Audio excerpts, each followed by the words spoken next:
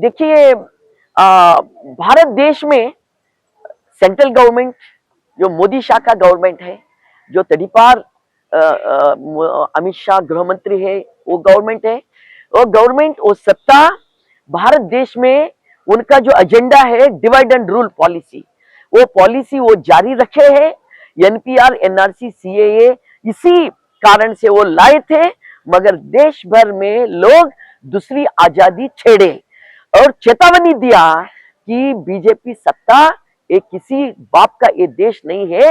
इस देश के मिट्टी में सभी लोगों का खून शामिल है। ये देश सभी का देश है कि एक लोगों का बाप का देश नहीं है।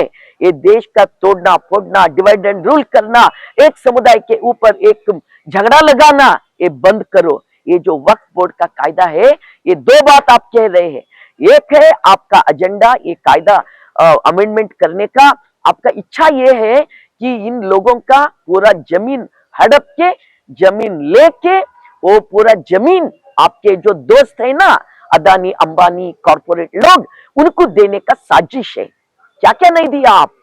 हमारे देश का रेलवे दिए, हमारे देश का एयरपोर्ट दिए, हमारे देश का एपीएमसी दिए, हमारे देश का खेत दे रहे, हमारे देश का सभी संपत्ति 80% संपत्ति की एक कॉर्पोरेट लोगों को बेच चुके और कानून का सहारा लिए। इस कानून का सहारा लेकर कि लोगों को आप गुमनाम करके, झूठ बोल के आप ये भी वक्त का कायदा को अमेंडमेंट आप कर रहे हैं। लोगों को क्या बोल रहे? लोगों को ये बोल रहे हैं कि ये अमेंडमेंट करके आप जितने भी गरीब लोगों का क्या है जमीन उनको देना था, वक्फ का उनको फायदा मिलना था, वो नहीं मिला। कई लोग हड़पे हैं, कई लोग इसके ऊपर कब्जा करे हैं, उनके हाथ से लेकर हम गरीबों को देते।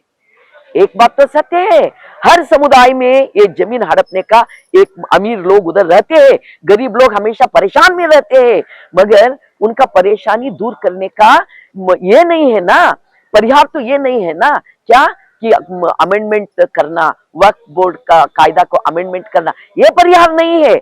कि आप ये पूरा हड़पना, ये परिहार नहीं है।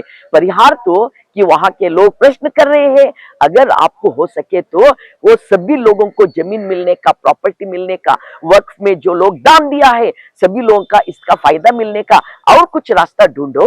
सत्य में बैठे हैं लोग, आपको वोट दिया है और आप तो आरएसएस का एजेंडा जारी नहीं करना, आप तो हमारे संविधान में क्या दिया है दिशा, कि उस दिशा में आपको चलना है।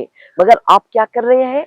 आप तो कि जो आरएसएस, नागपुर में आरएसएस का एजेंडा है, वो एजेंडा आप यहाँ जारी करने के लिए कि इससे पहला एनपीआर, एनआरसी, सीएए लाकर एक समुदाय को टारगेट करें।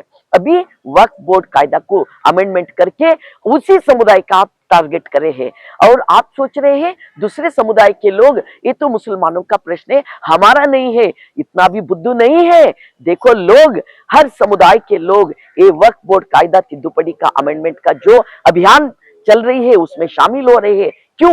आज मुसलमानों का बारी है, कल किसी समुदाय का बारी है, सब लोग इसमें आते हैं, जैसा एनपीआर, एनआरसी जैसा। इसीलिए हमने कहते हैं मोदी जी आप ऊपर बैठकर, अभी तो आपको पूरा सपोर्ट नहीं है, 400 तो पार अब नहीं किया है, दूसरों का सहारा लेकर सत्ता कर रहे हैं कि संविधान का सहारा लेकर सभी लोगों का भलाई करना आपका जिम्मेदारी है, मगर आप इसका खिलाफ चल रहे हैं। ये गलत है कि हम सीपीआईएम पार्टी से भी हम सुप्रीम कोर्ट गए हैं कि ये अमेंडमेंट का प्रश्न करके, और हमने कि ये अभियान चल रहे हैं इसके साथ भी हमने सपोर्ट करके सेंट्रल गवर्नमेंट को हमने आग्रह कर रहे हैं, वापस लो ये कायदा का जो अमेंडमेंट किया है, ये वापस लो।